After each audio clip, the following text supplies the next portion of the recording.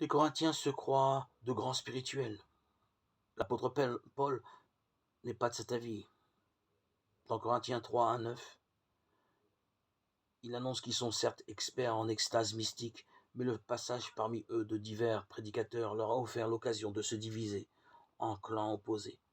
Incapables de vivre la diversité dans l'unité, ils montrent ainsi qu'ils manquent d'ancrage dans l'amour vrai de l'autre, l'agapé, qui est le signe ultime de l'action de l'esprit.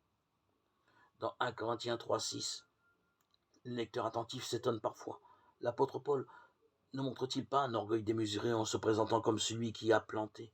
N'est-ce pas Dieu seul qui plante, créant de nouveau, comme il a créé le monde et son peuple Israël?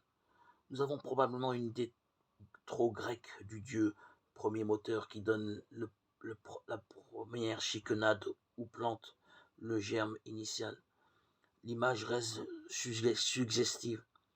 Les apôtres ont annoncé l'évangile, rassemblé des petites communautés dans les cœurs. Dieu fait grandir la foi. Il assure la croissance, car il ne cesse d'accompagner la vie.